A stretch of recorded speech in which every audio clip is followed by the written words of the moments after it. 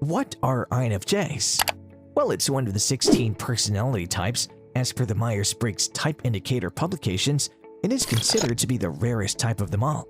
The acronym stands for Introversion, intuition, feeling more prioritized in logic and judgment over perception. INFJs are characterized by their quiet and reserved attitude, limiting their interaction within a close circle of acquaintances. Personal feelings and social considerations play an important role in the decision-making process of these personalities, as they tend to be more abstract than realistic. The MBTI is loosely based on an influential theory of psychological types proposed by the Swiss psychiatrist Carl Jung in 1921. It is dependent on his speculation that people experience the world primarily by using 4 psychological functions, namely sensation, intuition, feeling, and thinking. Every person is unique in having one of these 4 functions as dominant over the other 3. This results in the creation of 4 categories of people, namely introversion or extroversion, sensing or intuition, thinking or feeling, and judging or perceiving. Let's look into the INFJ type. About INFJ. INFJs tend to be reserved and rarely come out of their shell, making it difficult for society to get to know them.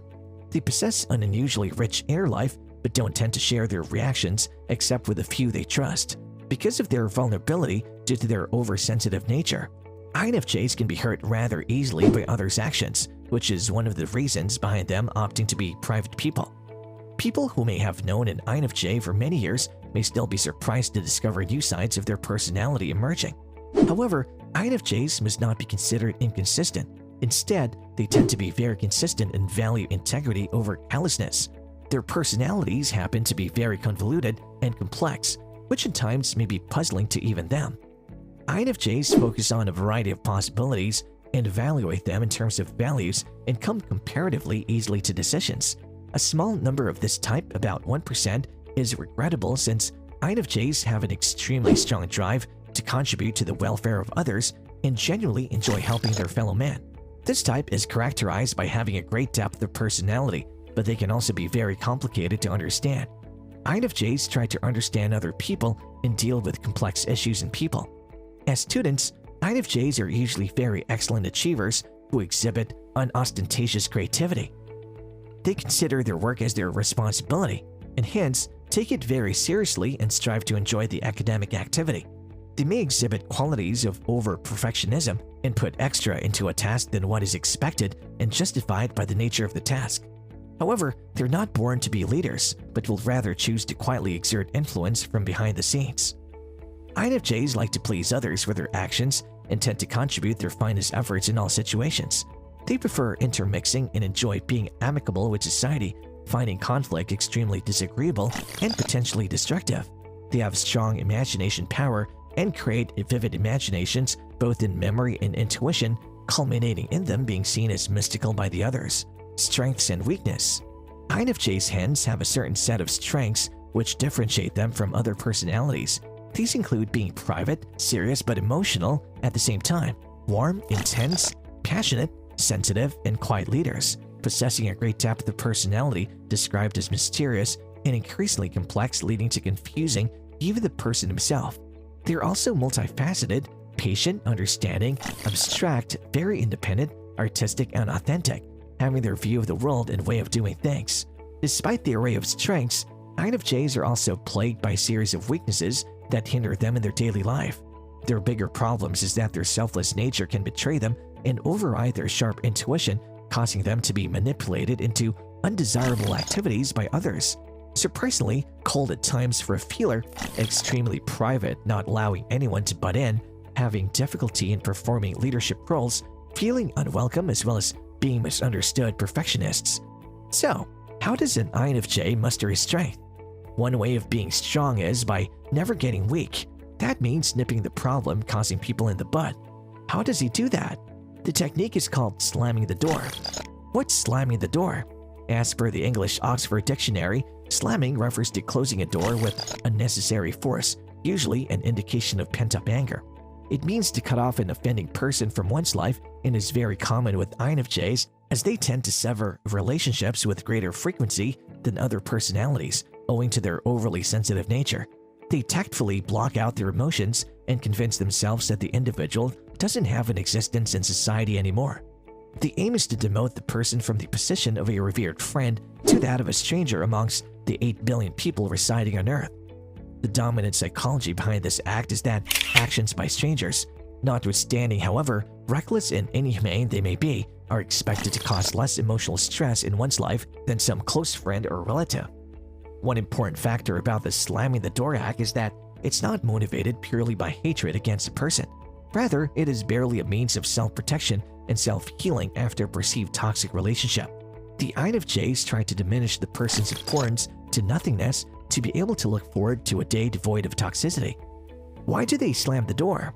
INFJs are characterized as consensuous and value-driven, striving to search for a deeper meaning in relationships and ideas to understand themselves and others better. They tend to be empathic and caring, preferring one-on-one relationships to large groups. This makes them at times unduly sensitive. They're inclined to care for other people more than their own lives and are filled with strong, intense emotions, which may boil over if their feelings are not reciprocated. They tend to feel pain more easily than others, and being sensitive can perceive it at a higher decibel than an average human. Another probable reason is the undue exploitation of their caring nature by others. Their selflessness and compassionate attitude are used by people who act as parasites to achieve their selfish ends, which may range from asking for petty favors to sacrifices that may affect their lives drastically in the long run. Owing to their introverted and quiet nature, people tend to dominate them, especially narcissists, the group of people who thrive on control and dominance. Attracted by their self-sacrificing nature, narcissists might make life unbearable for INFJs with their constant self-embellishments and compel them to slam the door in their faces. Also, despite living a simple, straightforward lifestyle, INFJs have a knack for authentic relationships, which is often too much to ask for nowadays. They prefer a single proper friend to countless others and usually invest all their emotional energy in that one special person. Their feelings may not be reciprocated, leading to the creation of a toxic relationship that one may want to get rid of as quickly as possible. It is against these adversaries that an INFJ feels compelled to implement drastic measures to safeguard one's mental health. How drastic can the isolation technique get? At one point in every human's life, he tends to come in contact with people who are abusive and overly dominant, and for the sake of his mental health, he may be compelled to reduce contact and stop all sorts of communication. Does that make him a registered INFJ? The paradox lies in the fact that the INFJ personality trait is the rarest of all Myers-Briggs personalities, and the key feature that differentiates it from other traits is the sheer extreme measures that such a person can assume to achieve a goal. If the slamming the door technique is considered an example, then it can occur on two levels. In case of a mild response, the INFJs do not completely sever their relations with the offending person, but reduce their interaction, both physical and emotional, to create a distance between each other's existence. This behavior is commonly exhibited against family members or coworkers with whom it is impossible and highly undesirable to cut off all contacts. In case of a more intense response, INFJs try to erase all proof of the colluding person's existence from their life, marking a complete shift of their life's foundations away from him.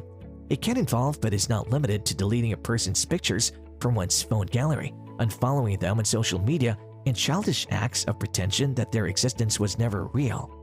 Such gruesome acts are employed against people who are comparatively further than family members, like friends, neighbors, and even distant relatives, but primarily with one's ex-lovers after a painful breakup.